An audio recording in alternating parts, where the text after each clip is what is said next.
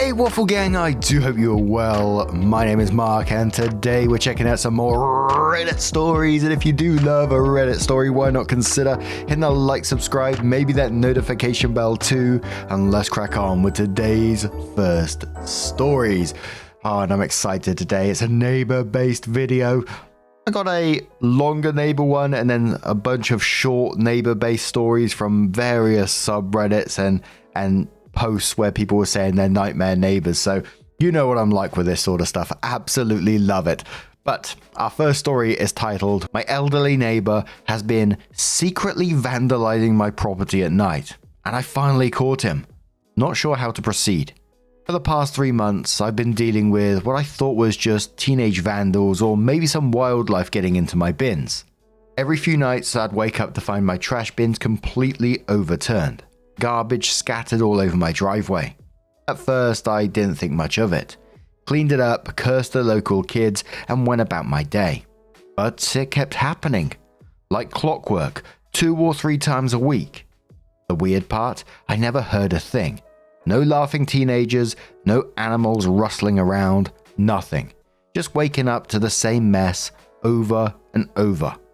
Last week I finally snapped. After picking up used coffee grounds and junk mail for the 100th time, I decided enough was enough.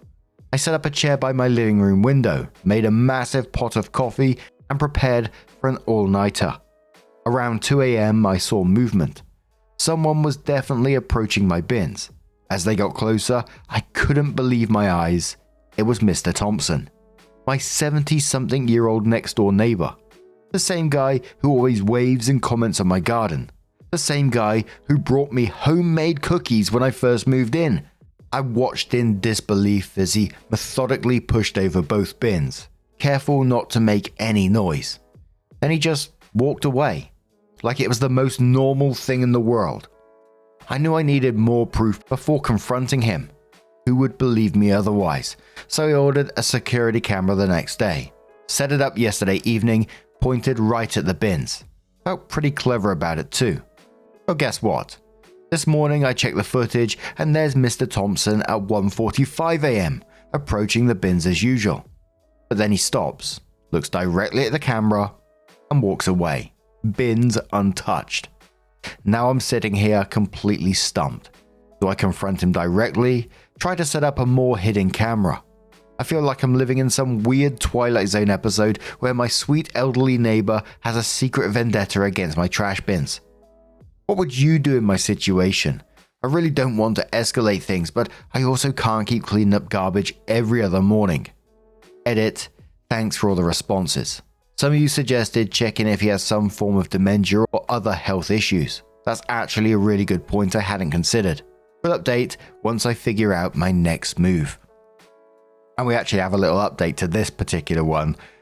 But the question is, why, isn't it? Why is he doing this? What's happened? You know, if he was sweet to begin with and the behavior's changed, what's happened in between? Have you pissed him off somehow? Is it some kind of mental health issue? Some other kind of cry for help? What's going on here? And I assume it's just your bin he's doing it to. You never mentioned any others. But anyway, let's go straight to the update. OP says, "Well, folks, I confronted Mr. Thompson today. And let me tell you, that sweet old man persona, complete act. After he spotted my camera, I figured there was no point in trying to be sneaky anymore. This morning, I walked over to his house and knocked on his door, trying to keep things civil. The moment he opened the door, I could tell this wasn't going to be the reasonable conversation I'd hoped for. I said, 'Mr. Thompson, I wanted to talk to you about my garbage bins,' and he cut me off, saying, 'You!' He jabbed his finger at me, face turning red. 'You and your fancy cameras spying on me like some kind of criminal.' I tried to explain that I only installed the camera because someone had been vandalizing my property, but he cut me off again. 'Your bins are an eyesore. They're ruining the neighborhood's character. I've lived here for 40 years and I won't have them sullying my view.' Turns out my crime was having regular garbage bins in the spot designated by the city, the same spot where everyone else on the street puts their bins.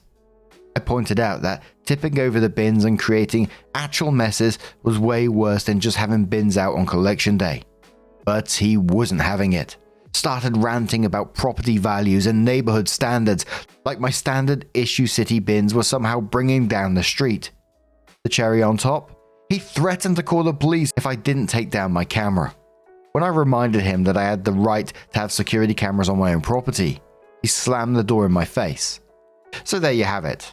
No dementia, no misunderstanding, no tragic backstory.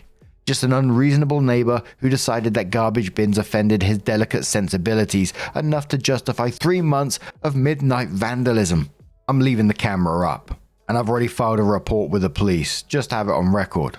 Also getting a second camera installed tomorrow. This time hidden better. Edit to everyone suggesting I put glitter bombs in my trash. Well, tempting. I'm trying to keep things legal here. But thanks for the creative suggestions. I was sort of left wondering how OP put up with this for 3 months without not confronting it, but holy shit.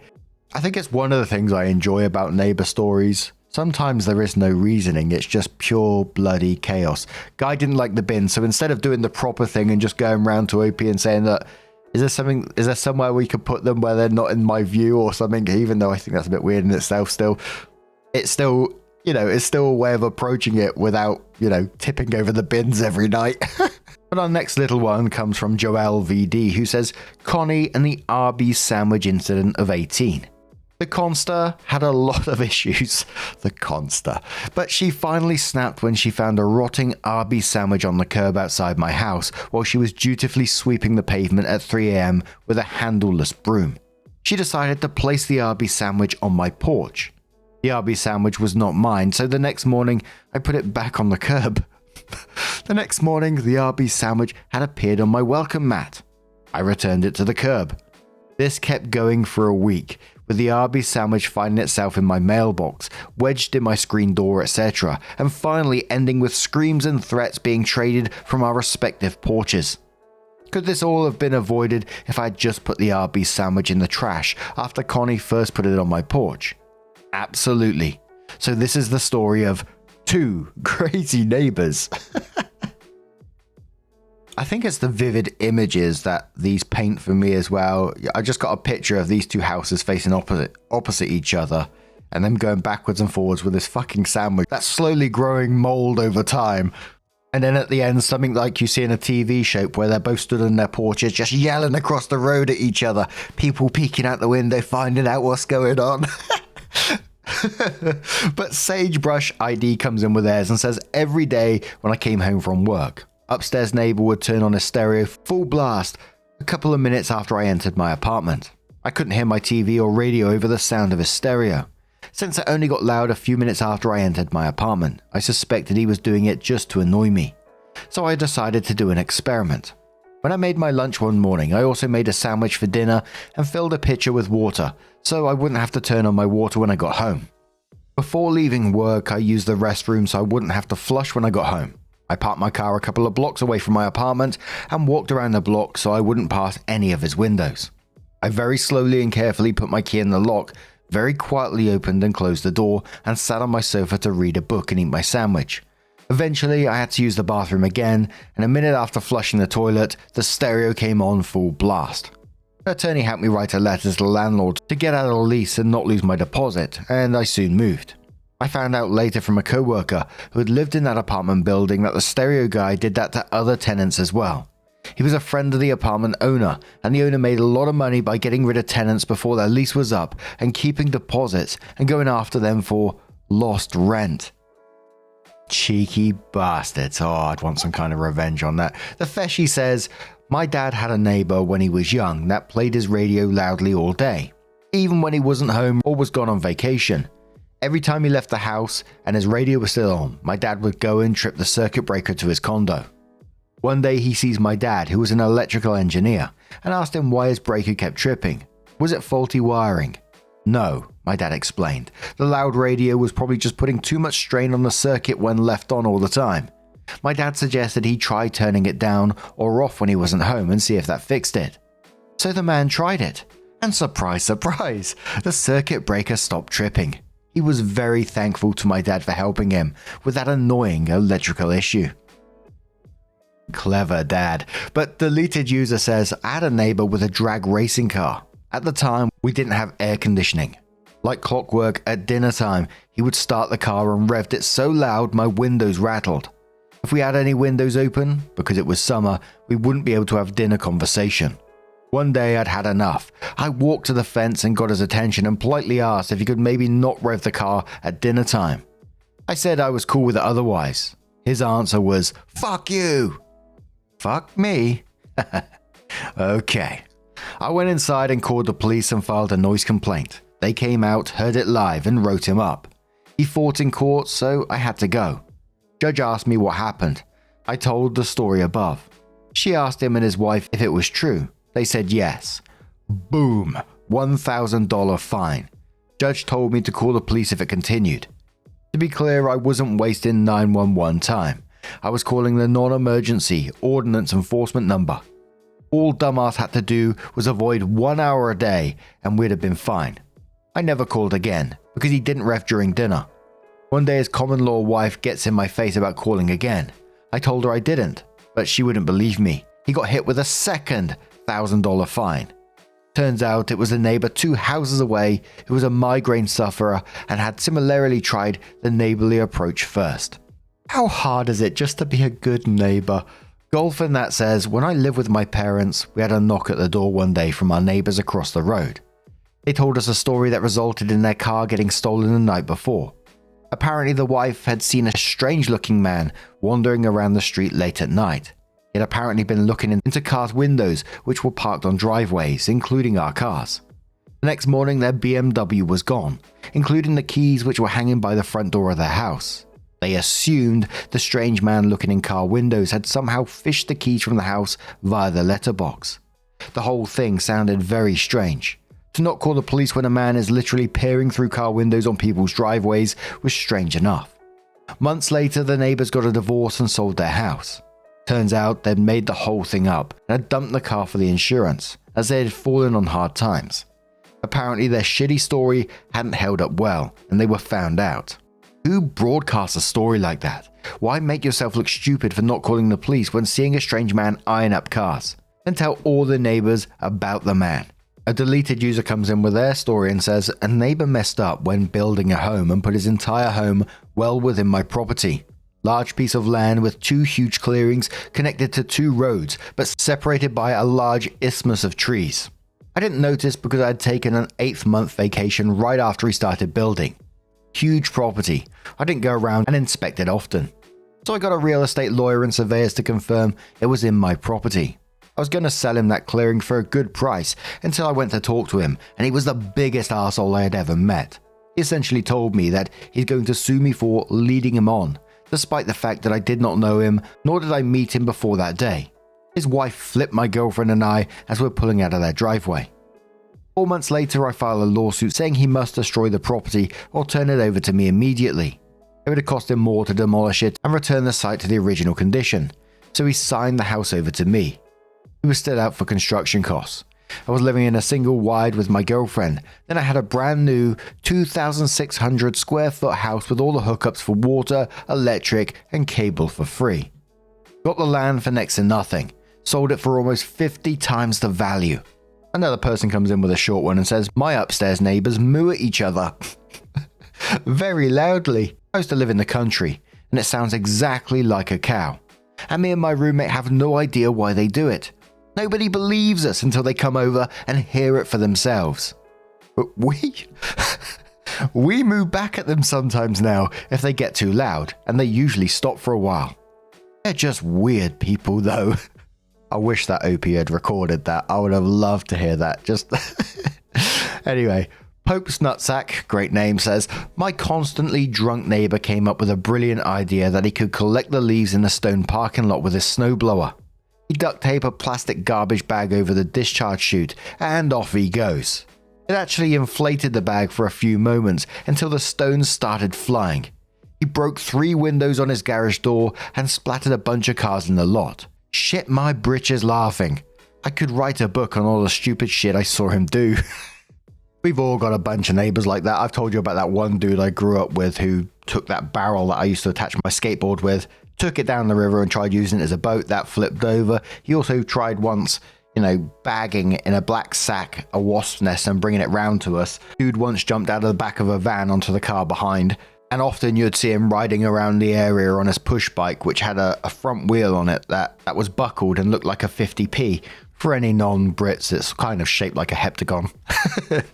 But anyway, another commenter comes in with, neighbor before I bought the house every day would park but use a wide sweeping arc to get into his spot, over my lawn. After asking many times for him to stop, I put an enormous rock directly in that path on my own property. Lo and behold, he smashed into it hard. After threatening to sue very loudly and forcefully, I informed him that I'm a lawyer, and he damaged my rock on my property and is liable for all the damages to my brand new rock. He stopped driving on my lawn after. Poor rock. Large Cos says, back in high school, one of our neighbors moved away, and their house sold to this older woman and her mostly grown sons. She was a strange one. She cut down every tree on her property because of the bad spirits in them. The sons seemed to be popular, having people drop by at all hours. All was relatively quiet until one day, while I was home alone, there was a knock on the door. Two gentlemen in very nice black suits and dark ties then identified themselves as FBI and asked me if we were ever approached by a crazy lady or her sons to buy anything. I basically replied with, they are crazy and we don't talk to them, and they don't talk to us.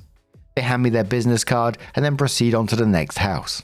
I look out the window and I see 5 blue Ford Tauruses, 3 red Ford Astro vans, and 1 Viacom truck that was being loaded with box after box from the neighbor's garage. Turns out the sons were making those special cable boxes that you get all of the channels for free. After this, it was only strange lady left in that house. Luda says, I have crazy neighbors. They're actually very nice as neighbors go, but the family is totally dysfunctional. They have 2 grown-up daughters living there, along with their teenage daughters and their boyfriends. One has a kid. There are roughly 10 people living there, ranging from 5 to 70. They keep the yard mowed and keep to themselves mostly, but they are batshit insane. I like them actually for 2 reasons. First, they are notorious and crazy around our town, so everyone leaves them alone, so little crime around us. Second, they are entertainment. One morning, my aunt was visiting. We're on the front porch and I'm telling her about all the neighbors. I was telling her a story about how one of the younger granddaughters gets in a fight with her boyfriend at 2 a.m. on a Tuesday night. They're screaming at each other, walking up and down the street, explaining that something like that happens once a week. Like clockwork, one of the daughters comes out screaming back at someone and gets in her car. Her daughter comes out and tries to stop her from backing out. She grabs a shovel from the back of her truck and starts hitting the front windshield of the car, shattering it. They call the cops. Meanwhile, the granddaughter with a shovel calls her bio-dad, who lives down the road. He picks his daughter up. 2 minutes later, the cops show up, but she is gone. I have hundreds like this. Person sounds like me.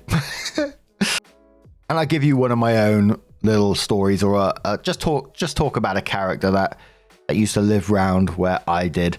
I've actually written it down this time so I don't waffle on too long like I am right now. Damn it, Mark. So talking of neighbors, let me tell you one of my own growing up. There are some memories that stick with you, and not because they're pleasant, but because they're so surreal that they almost feel dreamlike, and this is one of those. In our neighborhood, there was a woman who lived in the upper flats, someone who, looking back now as an adult, was clearly struggling with serious mental health issues. She's probably in her 60s and become something of a local figure that everyone knew to be cautious around. The situation was genuinely concerning. She would sometimes appear with a knife, wordlessly watching the children from a distance. There were darker elements to her story, rumors about her deliberately setting her own home on fire, which ultimately led to her losing custody of her child. These weren't amusing incidents, they were signs of someone in desperate need of help. But there's one memory that stands out, not for its darkness, but for its sheer absurdity. At the end of our block of flats, there was a lift and a stairwell. An elderly gentleman who lived there had a mobility scooter that he would park near the lift.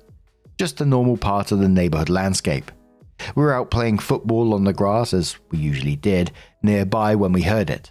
This tremendous banging noise that made us all stop in our tracks. There she was, the woman, having somehow gotten hold of his mobility scooter, riding it down the stairs. Picture this. A full-size mobility scooter bouncing down a flight of concrete steps with this woman just going for it. And just interjecting my own story here. And she made it down a couple of flights of steps, and can you just imagine the noise? Just like...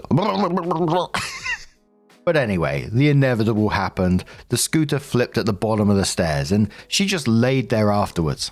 And while no one dared approach her directly, someone called an ambulance. The paramedics had to essentially force their way in to help her. And now, I feel like I always have to say this. Looking back now, it's a story that sits in this strange space between comedy and tragedy. The image of that scooter bouncing down the stairs was almost cartoonish, you know, like I said. Imagine someone just doing that. It's crazy. But it's wrapped in this larger story of someone who was clearly suffering. It's one of those memories that reminds me of how complex our life can be. How sometimes the absurd and the serious are so tightly interwoven that you can't quite separate them. I want to be clear. I'm not sharing this to make light of mental illness or property damage. But sometimes life presents us with moments that are so bizarre, so outside the realm of normal experience, that they stick with us forever. This was one of those moments. I'm always mixed emotions to this day talking about my own stories. Like, I love to do so, but it does make me think about the mental side of things and what people were going through and how people would think that I'm thinking about them. Because, you know, this was just my life. I'm not meaning to take the piss in any way, but some of them I still do find funny, you know, sad at the same time. I do find them funny, but some of them funny at the same time as well. Just because, like I said, the sheer absurdity of some of the stuff that happened. And I really hope you do understand where I'm coming from with that. I've hinted at the wedding cake eyeball story for a long time, and you know I've got it written down, but I read it and I'm just like, that's so fucking crazy. I'm not sure if I can tell it. But then I think back, that was my life. It's mad. But anyway, what do you guys make of this collection of stories? Do you enjoy the neighbor stories as much as I do? I hope you really do, because I really do enjoy it. And don't forget to share your own neighbor-based stories at r/Mark Narrations. They don't need updates on these ones. We just like hearing about the wildness of neighborhoods. Gives me a chance to get to know you guys better, as well as me being able to tell my own stories at the same time as well. Just a huge thank you for being here today, getting involved in the stories, your love, your support, your time. It always means the absolute world to me. So thank you so much for being here, and hopefully I'll see you in the next one. Take care and much love.